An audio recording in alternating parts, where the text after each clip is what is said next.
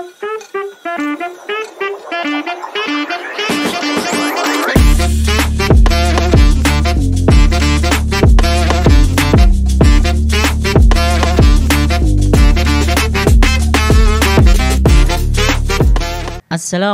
warahmatullahi wabarakatuh.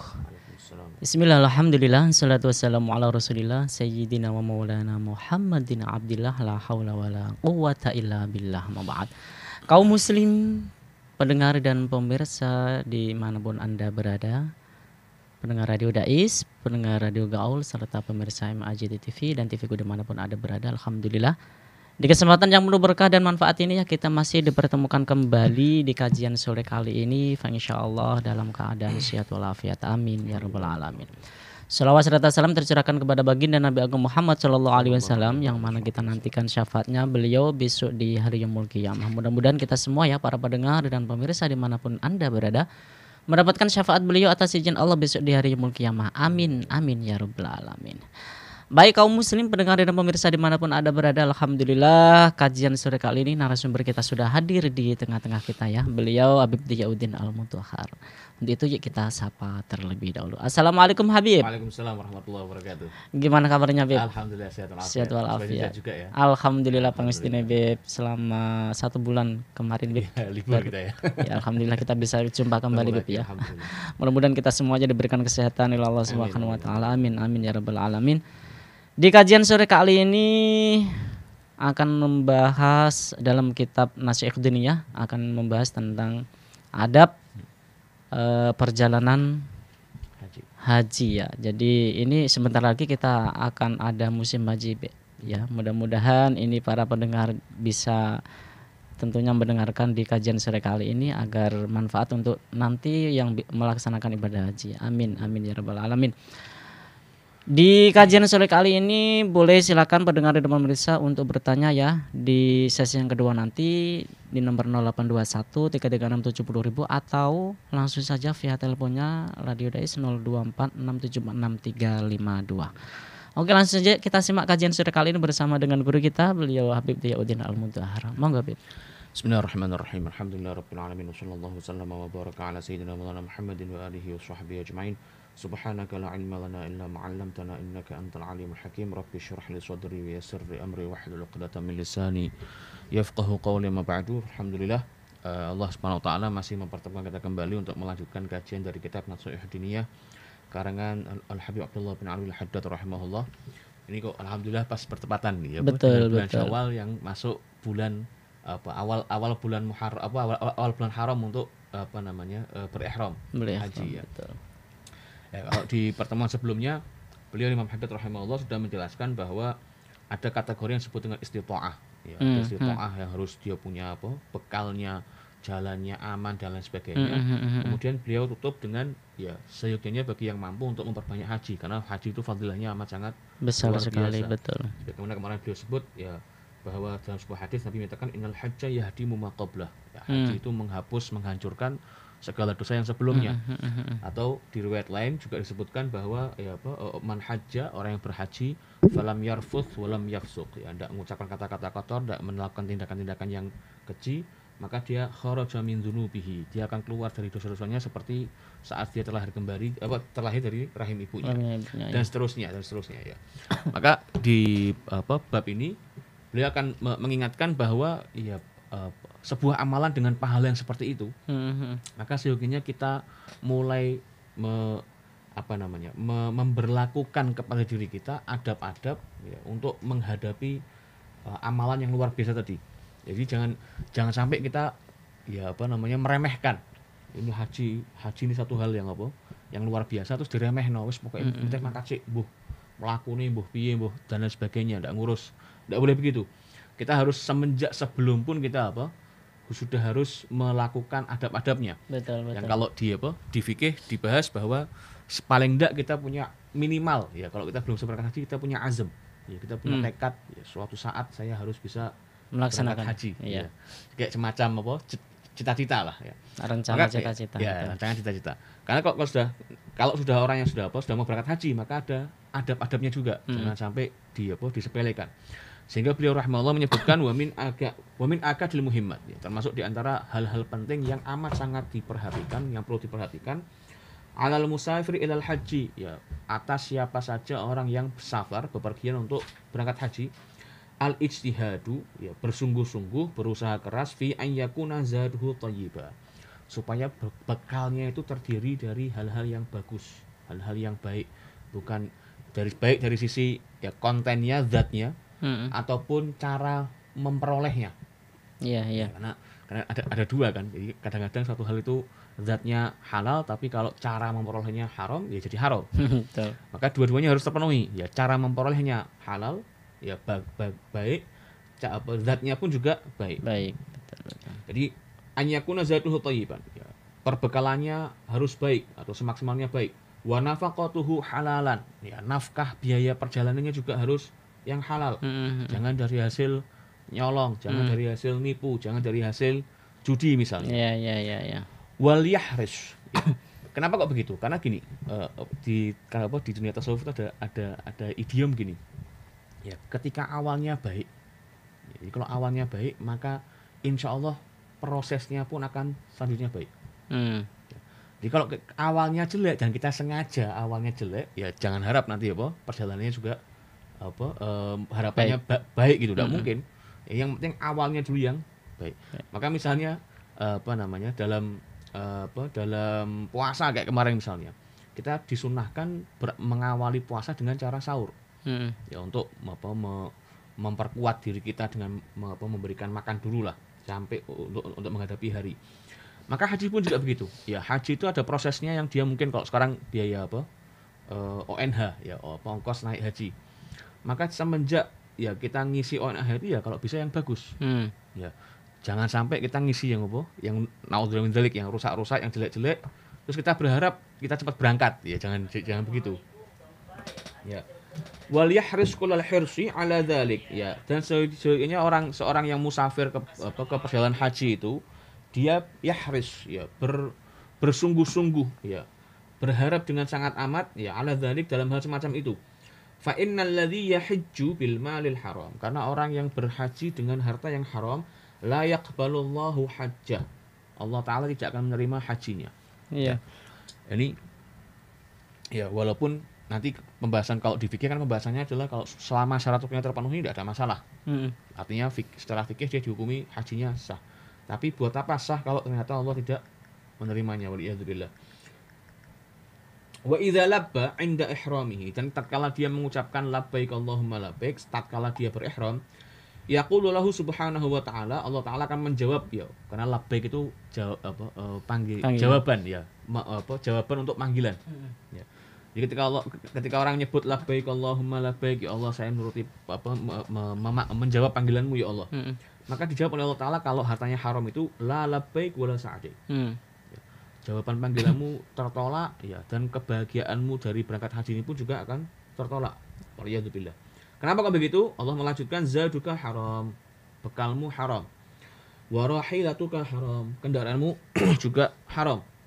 Wa hajjuka ghairu mabrur. Sementara maka kemudian kalau sudah bekalmu haram, kendaraanmu haram, ya hajimu juga ghairu mabrur. Ya. Maka di sebuah riwayat disebutkan wa hajjuka ma'zur. Hajimu itu dosa. Ghairu mabrur, tidak akan jadi haji yang mabrur. Kenapa kok begitu ya tadi? Karena prosesnya jadi hal yang haram. Waliyadzubillah. Ya, ada orang mungkin, ya, kalau gambaran sekarang mungkin ya dia ONH reguler tidak bisa. Ya, akhirnya yang plus. Ya, tapi kalau dia pakai uangnya sendiri tidak cukup. Akhirnya dia nipu atau apa sampai bisa memenuhi ONH plusnya, ya. Ya kayak gini akhirnya. Ya. Allah Ta'ala akan menjawab bahwa kalau engkau bilang labbaik Allahumma labbaik, tak jawab la labbaik wala sa'dik. Ya. Itu tidak terima. Waliyadzubillah. Wa yaqulu ta'ala, sementara untuk orang-orang yang, ya, nafkahnya halal, ya, perbekalannya halal, ya, kendaraan yang dia gunakan pun juga halal, Allah Ta'ala membalasnya dengan apa? Lilladzi yahujju bil malil halal. Ya, untuk orang yang berhaji dengan harta yang halal, idza labba, tatkala dia mengucapkan labbaik Allahumma labbaik, Allah menjawab labbaika wa sa'dik. Ya, panggilanmu tak terima, aku juga menjawab panggilanmu, wa sa'dik, dan nanti engkau akan mendapatkan kebahagiaan di dunia maupun akhirat. Zaduka halal. Ya. Perbekalanmu itu halal. Wa rahilatuka halal. Ya, kendaraanmu juga halal. Wa hajjuka mabrur. Ya, dan hajimu akan menjadi haji yang mabrur, diterima oleh Allah Subhanahu wa taala. Yang dalam kemarin kita bahas dalam sebuah hadis Nabi menyatakan hajjul mabrur laisa lahu jazaa illa jannah.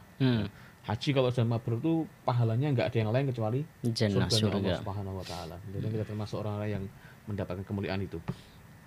Kadzalika warada fil khabar. Ya, hal semacam ini jawaban Allah terhadap orang yang haji dari harta yang halal dan juga orang yang berhaji dengan harta yang haram itu ada dalam sebuah riwayat. Ya, sebagaimana kalau salah disebutkan di Imam Tabrani. Ya. Ini juga riwayat hadis disebutkan di kitab Majr Rabih itu ada. Kemudian dilanjutkan walakinal musafir, akan tapi seorang yang bepergian ya ilal haji, kepada haji harusnya bagaimana? Thayyibun nafsi. Dia harus rela bima yunfiquhu minal mali fi safari, dengan apa yang dia infakkan, dia keluarkan, dia korbankan demi berangkat menuju haji. Ya, jangan hitung-hitungan.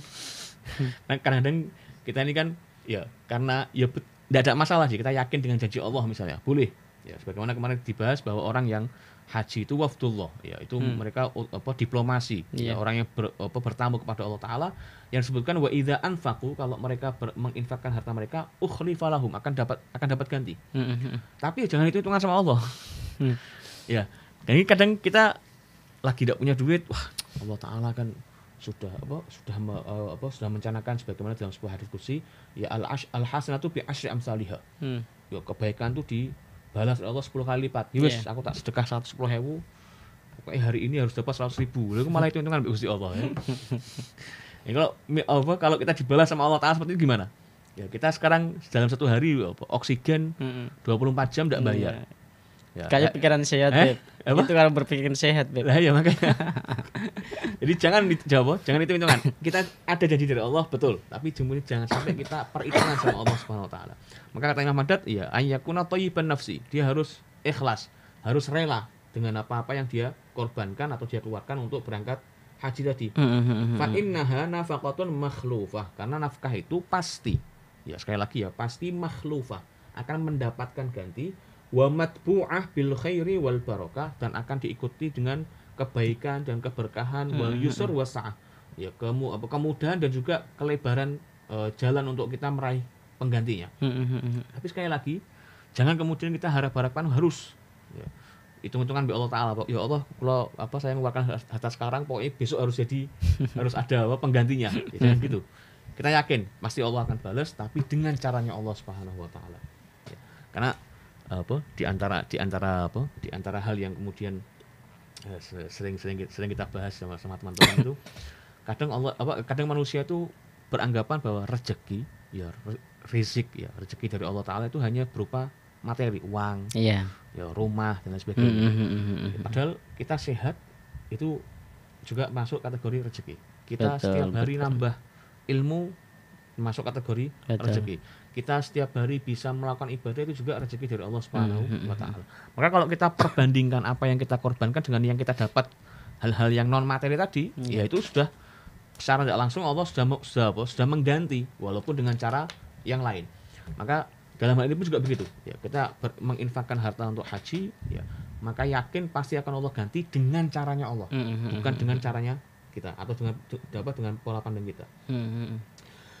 Kemudian dilanjutkan waqat warada, dan telah sampai riwayat kepada kita anan nafaqata fil haji, ya bahwasanya nafkah ya dalam haji atau pengorbanan kita dalam haji itu kan nafaqati fi sabilillah, seperti nafkah di jalan Allah Subhanahu wa taala.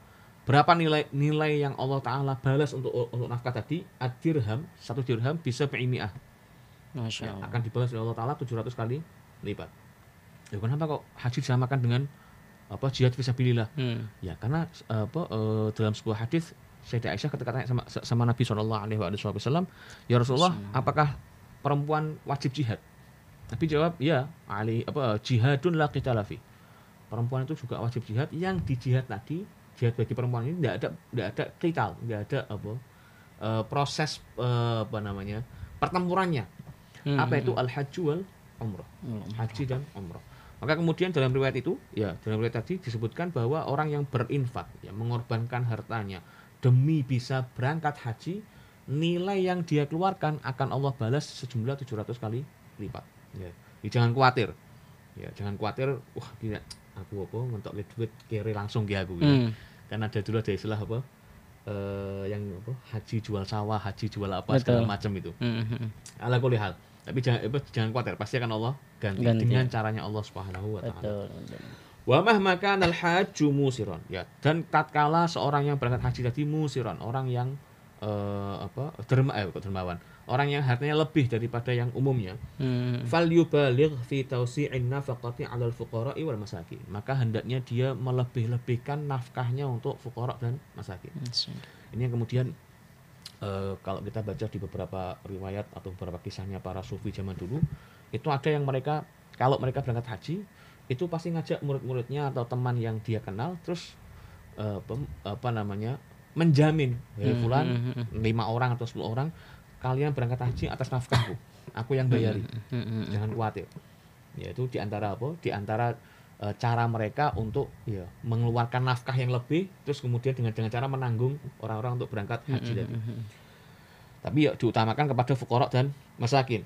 Wa badlil ma'ruf lil du'afa wal muqillin, ya kalau bisa juga dia mengorbankan kebaikan, ya artinya dia mendahulukan orang-orang yang du'afa, orang yang lemah, dan juga orang-orang yang tidak memiliki harta banyak, khususan li haula wa li ghairihim minal muslimin umuman. Ya. Kalau ada pilihan ya antara yang muslim yang fakir, yang lemah, ya kita dulukan yang lemah tadi. Kalau tidak ada, maka secara umum kepada sesama muslim. Mukhlishan fi dzalika lillahi rabbil alamin, ya dengan catatan harus ikhlas, ya. Jangan kemudian suka tak bayari iku dunia apa, tak kasih uang harusnya kau nurut sama aku, ya jangan gitu juga. Ya, harus ikhlas.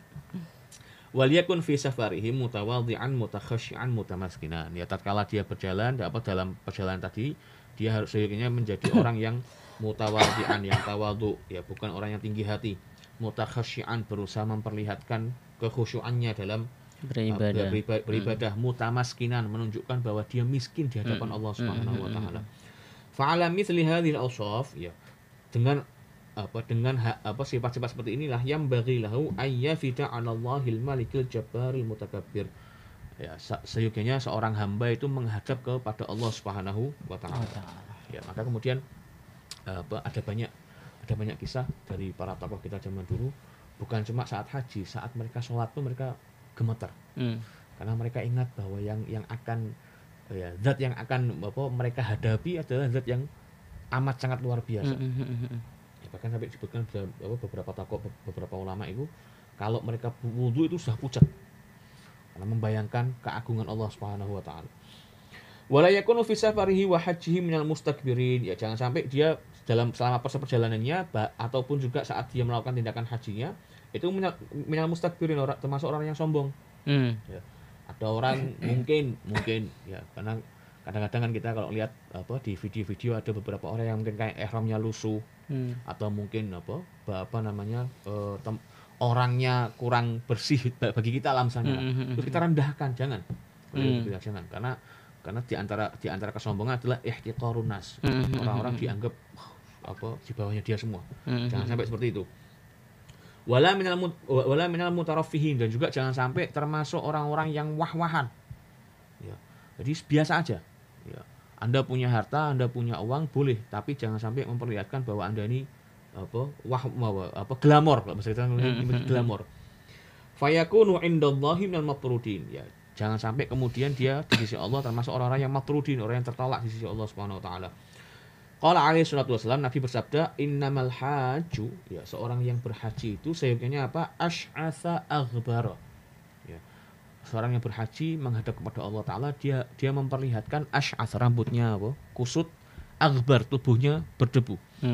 Ini bukan kemudian terus kita rambut buat buat kusut atau kemudian kita nyiram pasir ke tubuh kita, enggak, tapi memperlihatkan bahwa dia telah melakukan perjalanan yang amat sangat jauh, yang melelahkan untuk menghadap Allah Subhanahu wa taala. Kemudian beliau dijelaskan oleh Imam Ahmad, wa hajja alaihi salatu wassalam, ya Nabi sallallahu alaihi wasallam saat haji itu menaiki apa? Ala rahlin rathin. Ya, menaiki rahal. Rahal itu pelana ya, yang orang kalau naik kuda atau naik itu kan ada kayak apa alatnya itu yang buat tempat duduk.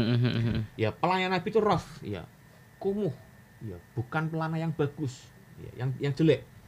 Wa tahtahu qatifatun rithah, ya yang di atas pelana itu ada semacam karpet, ya untuk apa? Untuk tempat ya empuknya tadi. Itu ada karpet yang rithah yang juga sudah lusuh. La tusawi arba'ata dirham, yang harganya tidak lebih dari 4 dirham saat itu. Ya, 4 dirham ini saya terakhir ngecek satu. Wah, nanti malah hitungan gue udah salah. Pokoknya itu harga apa nilai yang amat sangat murah lah. Ya. Fakullama kana al-hajju aktsara tawadhu'an wa tamaskunan wa arathahiatan. Ya maka tatkala seorang yang berhaji itu semakin ya tawadhu, semakin memperlihatkan kebutuhannya kepada Allah taala, semakin lusuh hai'ahnya, ya apa namanya bentuk tubuhnya, yuridu bidzalika wajhallah, yang dia harapkan dengan hal itu adalah ridhonya Allah Subhanahu wa taala, kana hajjuhu atyaba wa azka wa ajalla wa akmal, maka hajinya lebih baik, lebih bersih, lebih utama di sisi Allah Subhanahu wa taala. Tapi sekali lagi, ini adalah gambaran tatkala di era itu ya perjalanan masih lewat darat atau masih lewat kapal yang dan juga fasilitas saat itu belum seperti sekarang. Ya sehingga jangan kemudian dengan embel-embel itu seorang wis pokoke nganggo klambi sing lusuh ben ketok kere, ben ketok ini ndak. Ya ini jangan sampai nanti kayak kisah yang masyhur yang Abu Nawas itu ditanya malaikat, ya dia minta dikubur pakai kafan yang sudah sobek-sobek. Malaikat ndak ngurusi, malaikat tahu yang baru yang mana. Tapi poinnya adalah ya memperlihatkan bahwa tatkala dia berangkat haji, tatkala dia menghadap Allah Subhanahu wa taala, dia betul-betul hambanya Allah Subhanahu wa taala. Kemudian ini yang penutup dari beliau, ya sebuah nasihat yang dinukil dari Imam Ghazali. Beliau menyatakan qala Hujjatul Islam Al-Ghazali, Imam Ghazali menyatakan rahimahullah taala, ja'alallahu safara ilal haji. Allah taala menjadikan ya safar, bepergian menuju ke haji itu misalan, sebagai percontohan lis safari ilal akhirah, untuk perjalanan menuju ke akhirat. Fayam bagilaka, maka seyoginya bagimu antas tahdira, engkau membayangkan inda kulli amalin min amali safar, tatkala melakukan salah satu tindakan dari perjalanan tadi, ya amran min umuril akhirah, sebuah perkara dari perkara akhirat, yuwazihi wa yumasiluhu, yang persis dengan proses perjalanan tadi. Contohnya apa? Fatatadzakkara inda wada'il ahli wal ashab inda safar, maka engkau berusaha mengingat ya tatkala wada itu mengucapkan selamat tinggal ya kepada keluarga dan teman-teman saat mulai bepergian. Wada'ahum fi sakaratil maut, ya engkau ingat-ingat bagaimana nanti engkau akan mengucapkan selamat tinggal saat masuk di sakaratul maut. Wa min akhdhiz zati lit tariq, ya dan engkau juga mengingat tatkala mengambil perbekalan, apa yang diingat akhdhaz zati tariqil akhir, akhdhaz zati lit tariqil akhirah, mengambil perbekalan untuk perjalanan akhirat. Wa min bu'di tariq wa khaufis sibai wal qutta'i fiha, dan dari rasa takut, ya rasa takut dari dari hewan buas, jauhnya perjalanan, ya terus nanti adanya begal dan lain sebagainya. Apa yang kau ingat? Tazkura bu'da tariqil akhirah, engkau ingat ya jauhnya perjalanan menuju akhirat. Wa fitnata munkar wa nakir, fitnahnya munkar dan nakir. Wa adzabul qabr, dan azabnya kubur. Wa minal iltifafi fi thiyabil ihram, ya dan engkau juga mengingat tatkala ya iltifaf itu ngelempit, ya memakai kain ihram. Al iltifaf fil akfan, engkau ingat nanti kelak engkau pasti akan menggunakan kain untuk kafan. Wa minas sa'i baina Safa wal Marwah, dan juga engkau ingat tatkala engkau sa'i, ya berlari kecil dari Safa dan Marwah.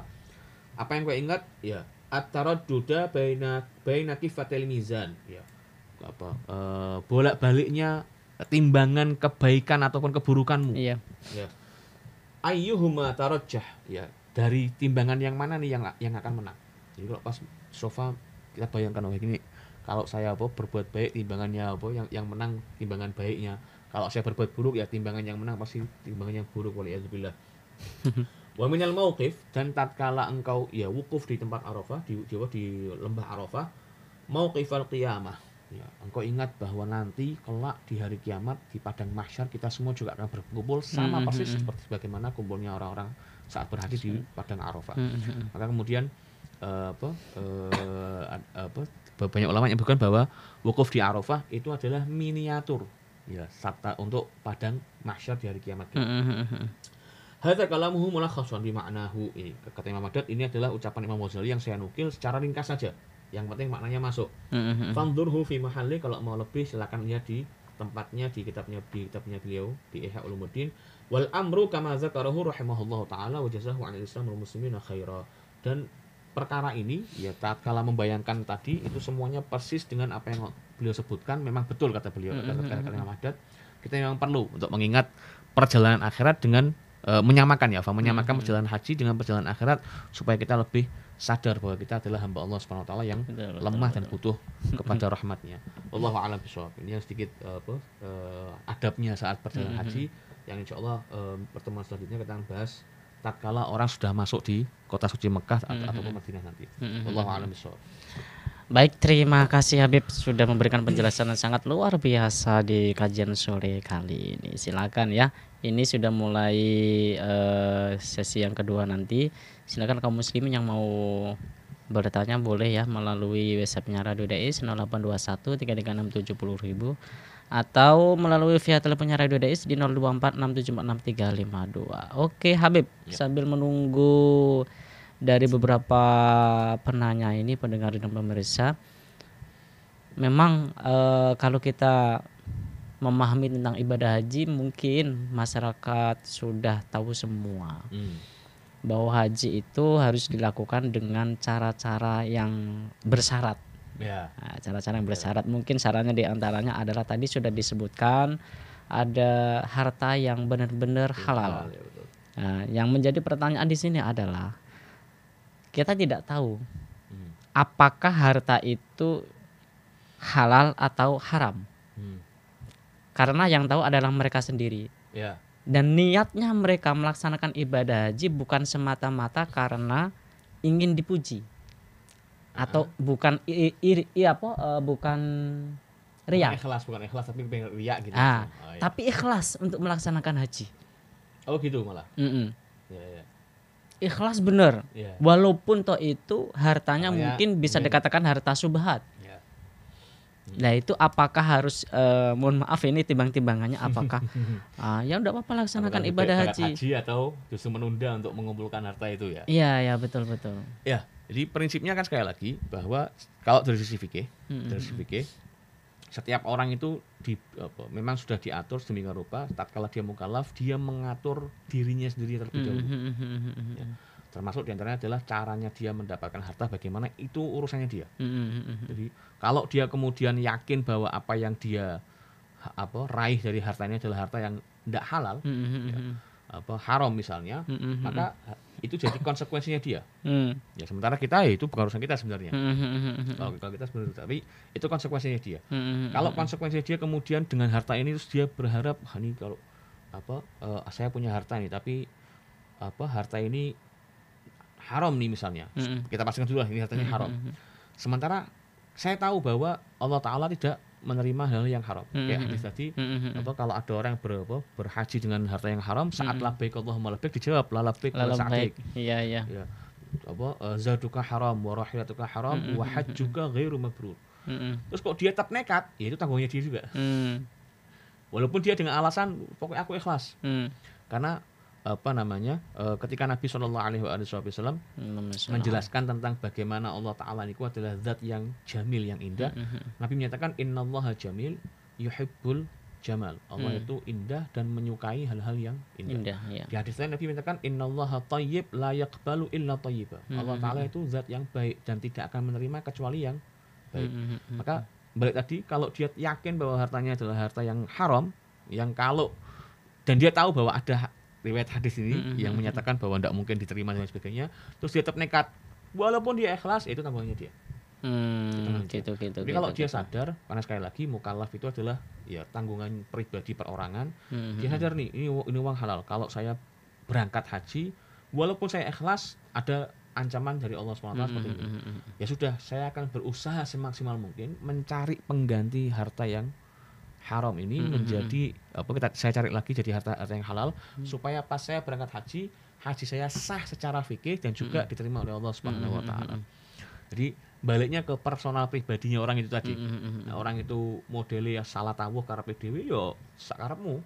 Yang penting kita sudah kasih tahu bahwa dalam sebuah riwayat hadis Nabi menyatakan orang yang haji dari perbekalan yang haram, Allah Ta'ala akan menjawab begini.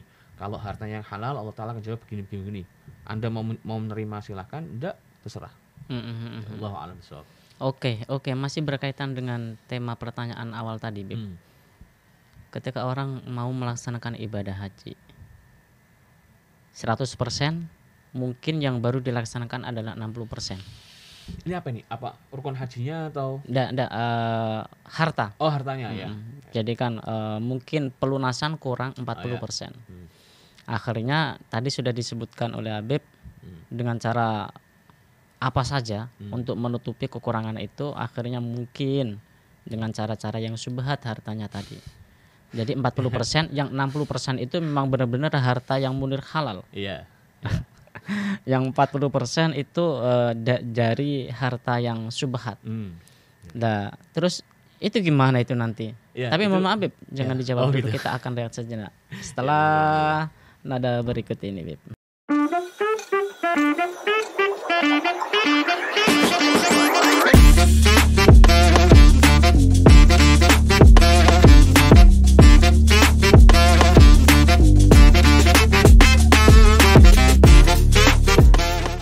Dipancarkan dari Menara Al-Husna. Dipancarkan langsung dari Menara Al-Husna. Menjelaskan dari Menara Al-Husna. Kawasan Masjid Agung, Jawa Tengah, 107,9 FM. 107,9 Radio Dakwah Islam terdepan dalam dakwah dan nada. Radio Dakwah Islam atau yang kerap disingkat Radio Dais telah mengudara sejak 23 September 2006. Radio berfrekuensi 107,90 MHz yang bertempat di lantai 1 Menara Al-Husna kawasan Masjid Agung Jawa Tengah merupakan radio yang bukan hanya menampilkan dakwah syiar agama Islam, tapi ternyata yang lain adalah Dais menyajikan acara hiburan, pendidikan, dan informasi dengan format Islami. Saatnya disapa dulu ya, udah gabung via SMS-nya. Berjumpa kembali bersama saya Conan di dalam acara Uswah. Kita akan membahas sesuatu yang berkaitan dengan tanaman kaum muslim. Masih dalam acara Salam Pagi. Kaum muslim, sesaat lagi kita akan bergabung dengan Masjid Agung Jawa Tengah untuk menantikan azan sholat zuhur. Senang sekali Kak Fajar pagi hari ini bisa menemani adik-adik semua dalam acara siaran anak RA. Selain itu, Dais mempunyai keunggulan untuk memikat hati para pendengar dan berbeda dari radio lainnya, yaitu adanya segmen dialog interaktif mengenai syiar agama Islam yang sangat dibutuhkan setiap masyarakat. Radio Dais menjangkau daerah Semarang, Demak, Kendal, dan sekitarnya. Bagi pendengar yang berada di luar kota, tidak perlu takut ketinggalan berita. Kini, Anda bisa download aplikasi Dais Play yang telah tersedia di Play Store smartphone Anda.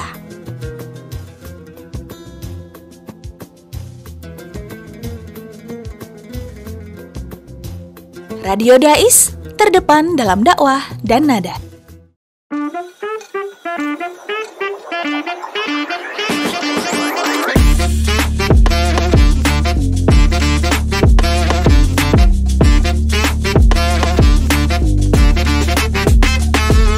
107,9 FM Radio Dais, Radio Dakwah Islam terdepan dalam dakwah dan nada. Masih di kajian sore kali ini bersama dengan saya, narasumber kita, beliau Habib Diyauddin Al-Mutahhar kaum muslim. Silakan yang mau bertanya boleh seputar adab-adab perjalanan ibadah haji ya di 0821 336 70.000. Oke, Beb. Sambil menunggu juga pertanyaan dari para pendengar. Iya. 60% halal, 40% iya betul halal. Itu tadi pertanyaannya. 60% halal, 40% tadi barangnya hartanya syubhat. Itu gimana itu, Beb? Jadi kita punya konsep bahwa setiap ibadah itu ya ketika tercampur dengan hal yang tidak baik, maka yang diterima oleh Allah Taala ya yang baik-baiknya aja. Sebenarnya disebutkan ketika Sayyidah Aisyah radhiyallahu anha itu saat haji wada, beliau sempat mengalami haid. Sehingga akhirnya tidak bisa ikut umroh langsung sama Nabi. Terus Nabi tahan sampai setelah beliau selesai haid, terus disuruh ke mana Tan'im, ke Masjid Tan'im itu untuk kemudian ihram dari situ. Terus Nabi menyatakan, wahai Aisyah, innama ajruki ala qadri nasabiki. Wahai Aisyah, pahala yang engkau dapatkan itu sekadar atau sesuai dengan kadar capekmu. Maka dari ini disimpulkan oleh para ulama, berarti kalau ada itu tadi, ada hal yang baik kemudian kok kecampuran dengan yang buruk, maka yang diterima pasti yang baik tadi. Sehingga nanti timbul perdebatan antara Imam Ghazali atau siapa itu yang memperdebatkan apakah kalau ada orang ya ndak ikhlas ya, caranya dia ibadah kok dia kepengen riak misalnya, terus dia melakukan ibadah itu sebagian orang bilang ibadahnya batal dalam arti pahalanya batal. Gitu. Tapi sebagian lagi bilang enggak, tetap dia mendapatkan ya selisih dari apa yang dia perjuangkan dari hal yang baiknya. Jadi misalnya itu kayak tadi 60% halal, 40% syubhat tadi. Maka ada selisihnya kan? Selisihnya 20. Yang 20 ini pasti diterima oleh Allah SWT. Sementara yang 40 dari yang baik untuk nambali ya, sing jelek ini tadi. Ya itu sekilas saja karena dalam hari itu dalam sebuah hadis Nabi menyatakan wa Aisyah innama ajruki ala qadri nasabiki. Ya pahalamu sesuai dengan rasa capekmu, ya kecapeanmu. Ya Allah alam. Hitungan matematika ya. Karena kalau mau dihilangkan semua kasihan juga dia sudah berkorban kan. Oke. Cuma saya lupa itu pendapatnya Imam siapa lupa. Itu disebut di Al-Iqna fi Hal al-Fadhil Syuja karanya Khatib Syarbini. Oke, Beb. Kadang niat dalam hati itu pengen tasyakuran. Jadi biasanya kan biasa adat di Indonesia. Sebelum berangkat. Orang-orang sebelum berangkat itu ada walimatus syafar, tasyakuran dan sebagainya itu, bahkan mengeluarkan biaya tidak sedikit itu, Beb.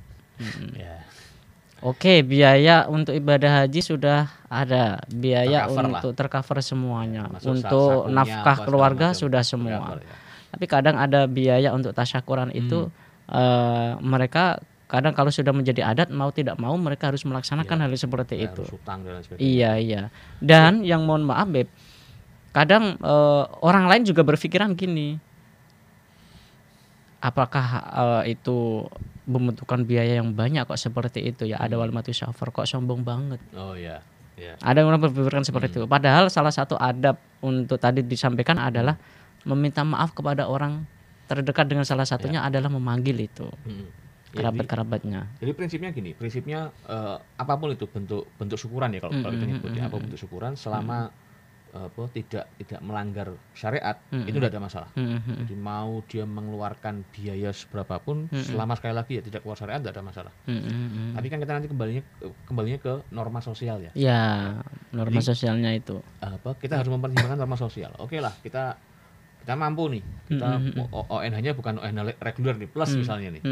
Terus kita mau ngadakan syukuran di tengah masyarakat yang mungkin kemampuan ekonominya minim. Terus kita bikin semacam acara yang luar biasa. Yaitu dari sisi pemilik harta dia sah-sah aja mengeluarkan hartanya. Tapi dari sisi norma sosialnya, kalau kemudian acara tadi ternyata justru tadi dipandang sombong, dipandang kan juga kasihan. Ya. Apalagi kalau yang sering terjadi kan dia manggil acara segala macam, tetangganya cuma dapat besek satu porsi lah. Padahal acaranya mungkin biayanya sekian puluh juta dan lain sebagainya. Itu juga sekali lagi baliknya ke norma sosial. Maka di sini tadi Muhammad menyebutkan bahwa kalau memang bisa ya Anda seyogianya ya badrul ma'ruf ya, mengorbankan kebaikan, ngasih orang-orang tadi. Jadi misalnya kita kita bikin syukuran, boleh dengan standar normal lah selain. Tapi kita masih punya kelebihan harta nih, mau itu ya silakan kasih ke orang yang butuh dalam bentuk lain. Ya, jangan, karena kadang-kadang gini juga sih. Ya. Betul. Ini bukan itu ya, bukan kemudian menghakimi orang, cuman betul. Kadang-kadang kita memandang orang yang seperti itu, akhirnya acara-acara semacam itu jadi pentasbihan sosial mereka aja. Bukan betul-betul ini sebagai syukuran. Karena kalau ditanya syukuran yang sepantasnya bagaimana, ya kita sudah diajarkan Nabi. Saat ditanya puasa Senin bagaimana, kenapa kok beliau puasa Senin, Nabi jawab itu hari saya lahir. Maka di hari itu saya berpuasa. Yang disebutkan oleh para ulama, berarti di antara bentuk syukuran itu adalah melakukan ibadah-ibadah yang diterima oleh Allah SWT ya, ketaatan. Ya maka Kalau memang kata mau syukuran, ya syukuran dengan cara yang taat itu tadi. Ya, kita mungkin ngasih orang, ya tidak perlu acara misalnya boleh, kita nyebar mungkin ke panti asuhan kayak atau apa, kita ngasih uang atau ngasih barang, boleh. Tidak harus bikin ya, acara yang akhirnya syukuran seperti kayak pesta yang berlebihan itulah. Tapi sekali lagi dari sisi pemilik harta sebenarnya dia sah-sah saja mengeluarkan seberapapun harta yang dia miliki selama sekali lagi tidak keluar dari standar syariat Islam. Iya. Tapi ya kita perlu memandang norma sosial itu aja. Wallahu a'lam bishawab. Oke, Beb, ini kayaknya belum ada yang bertanya nih, Beb. Mungkin lagi pada sibuk ini, Beb. Berarti prinsipnya kok udah nanya berarti sudah paham semua gitu. Ya, udah paham semua. Padahal ini penting banget, Beb. Ya mungkin ya para pendengar ini juga mendengarkan tapi tidak mau bertanya nih, Beb. Banyak mendengarkan ini. Oke. Tadi berkaitan dengan masalah harta. Ini berkaitan dengan masalah pertaubatan. Sebelum kita melaksanakan ibadah haji, ada salah satunya adalah bertaubat. Bertaubat ini kadang kan orang yang mau melaksanakan ibadah haji itu cobaannya banyak sekali, Beb. Jadi mungkin cobaan ekonomi, cobaan keluarga. Lah itu cobaan-cobaan itu mengakibatkan mungkin masih ada tanggungan dosa dengan orang yang tadi bercekcok itu tadi.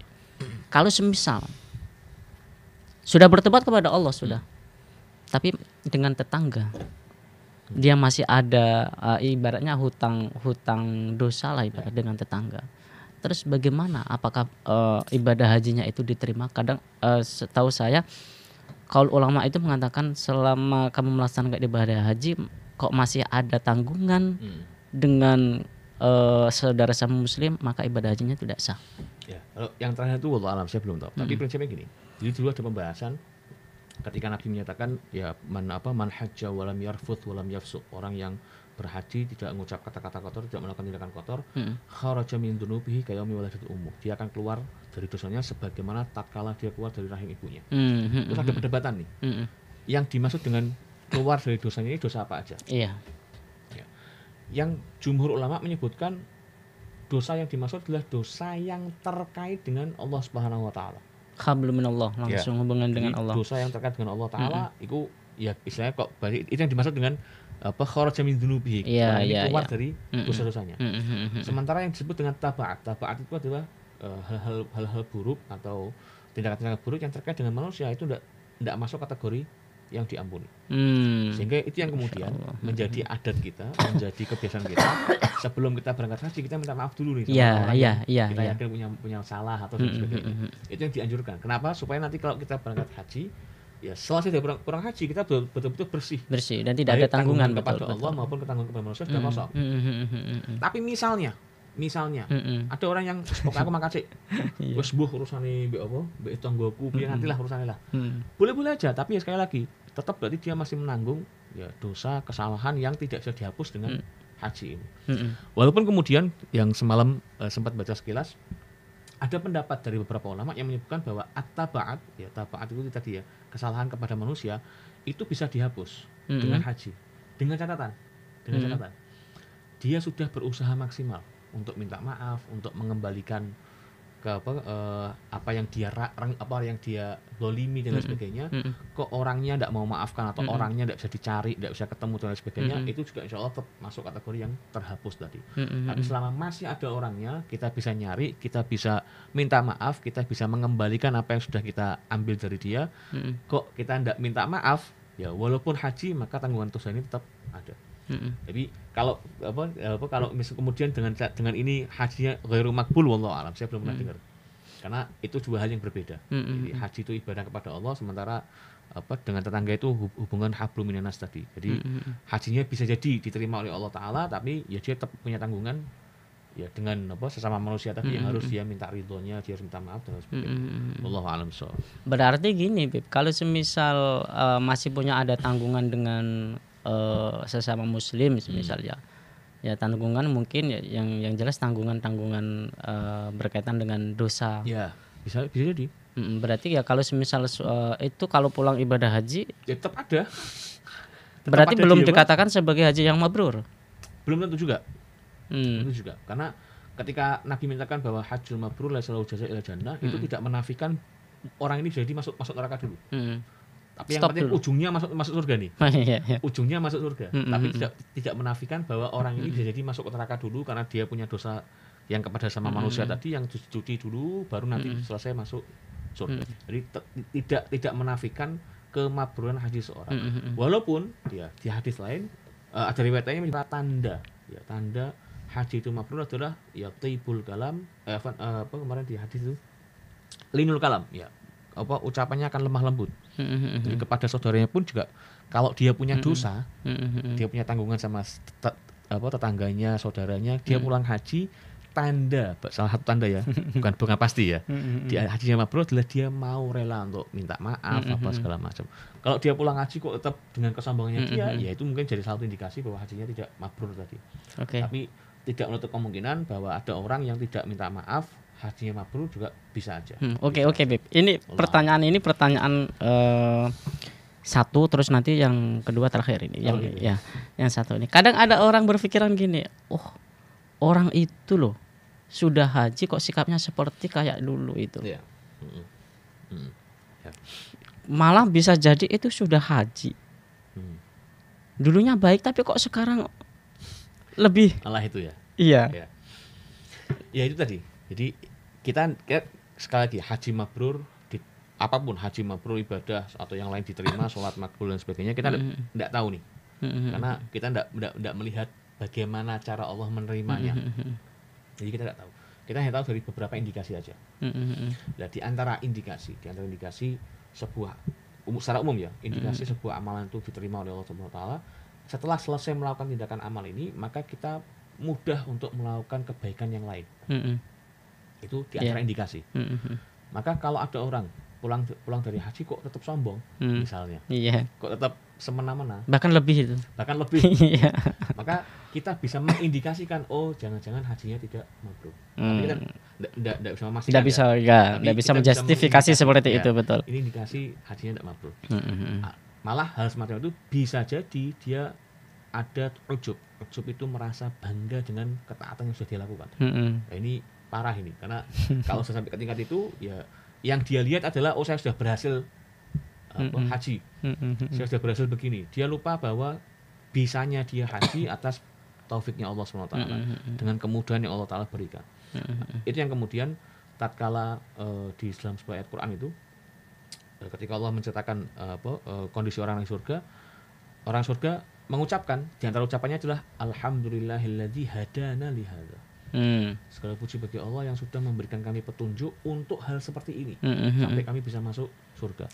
Itu pelajaran dari Allah Ta'ala bahwa orang yang sudah masuk surga pun dia sadar bahwa ibadah yang dia lakukan sehingga yang membuat dia masuk surga itu semua dari Allah Subhanahu wa taala. Maka orang yang haji pun sebenarnya begitu, dia bisa berangkat haji, pulang dari haji dia sadar harusnya ini juga dari Allah Ta'ala, ya sudah. Jadi tidak perlu sombong, tidak perlu apa segala macam. Jadi itu salah satu indikasi aja.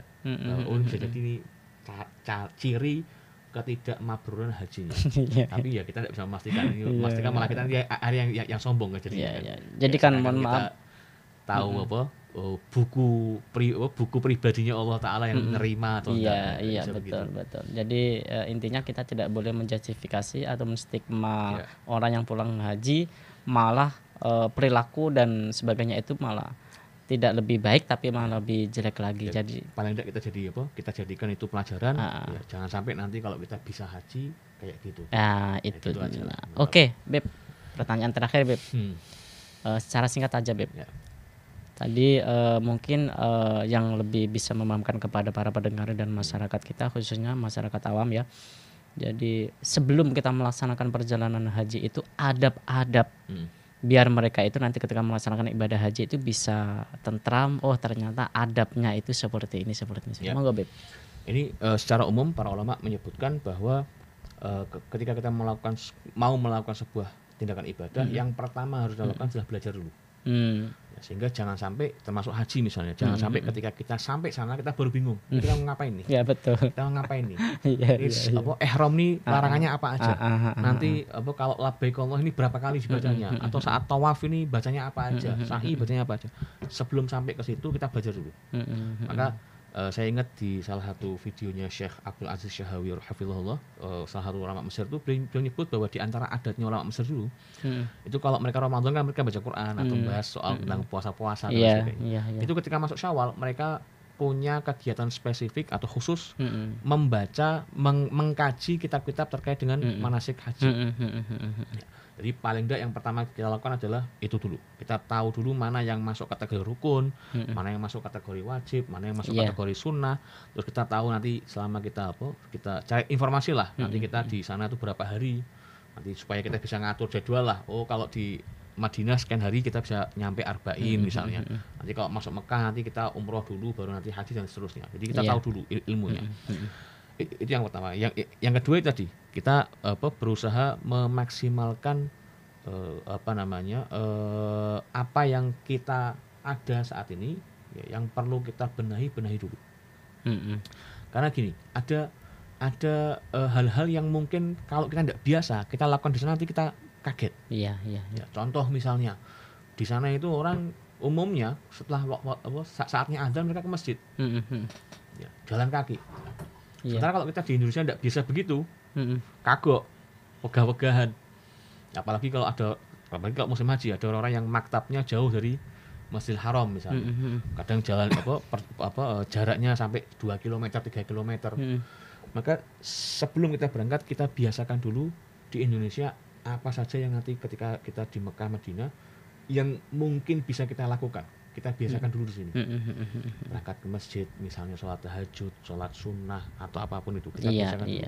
Supaya pas di sana kita tidak kaget dengan berbagai macam kegiatan yang kalau kita tinggalkan nanti malah kita kecewa dan sebagainya. Jadi paling tidak itulah dua hal itu yang sebaiknya dipersiapkan, ilmunya dulu, yang kemudian juga membiasakan hal-hal yang mungkin bisa kita lakukan saat berada di Mekah maupun Madinah. Baik. Terima kasih Bib. Alhamdulillah waktunya sudah memberikan penjelasan yang sangat luar biasa berkaitan dengan adab perjalanan saat ibadah haji. Mudah-mudahan kita semuanya para pendengar dan pemirsa dimanapun Anda berada diberikan kesehatan oleh Allah dan bisa melaksanakan panggilan haji oleh Allah Subhanahu wa taala. Amin ya rabbal alamin. Akhirnya mohon maaf kita sudah di penghujung waktu Bib. Minta doanya mudah-mudahan kajian sore kali ini menjadi kajian yang berkah manfaat untuk kita semua. Moga Bib. Bismillahirrahmanirrahim. Alhamdulillahirabbil alamin. Allahumma shalli wa sallim barik ala sayyidina Muhammadin wa alihi washabbihi ajmain. Rabbana anfa'na bima 'allamtana, rabbi 'allimna alladhi yanfa'una, rabbi faqihna wa faqih lana wa qarabatin lana fi dinina ma'a ahli al-qutri untha wa dhakar. Rabbi wafiqna wa wafiqhum lima tartadhi qawlan wa fi'lan karama warzuqil kulla halalan da'ima wa akhil atqiya ulama nahdha bil khairi wa nukfa kulla syarr. Rabbana aslih lana kulla syu'un wa aqirra bir ridha minkal 'uyun waqdi 'anna rabbana kulla duyun qabla an ta'tiyana rusulul manun واغفر واستر أنت أكرم من ستر وصلاة الله تغشى المصطفى من إلى الحق دعانا والوفاء بكتاب فيه للناس شفاء وعلى الآل الكرام شرفاء وعلى الصحب المصابيح الغرر اللهم اهدنا بهداك واجعلنا ممن يسارع في رضاك ولا تولنا وليا سواك ولا تجعلنا ممن خالف أمرك وعصاك حسبنا الله ونعم الوكيل نعم المولى ونعم النصير ولا حول ولا قوة إلا بالله العلي العظيم وصلى الله على سيدنا محمد وآله وصحبه وسلم والحمد لله رب العالمين. Alhamdulillah kaum muslim dan pemirsa pendengar dimanapun Anda berada, kajian sore sudah selesai. Untuk itu mari kita baca hamdalah bersama. Alhamdulillahirabbil alamin. Saya Faiz mohon pamit undur diri dari ruang dengar Anda kaum muslim. Wallahul muwaffiq ila aqwamit thoriq. Assalamualaikum warahmatullahi wabarakatuh. Waalaikumsalam warahmatullahi wabarakatuh.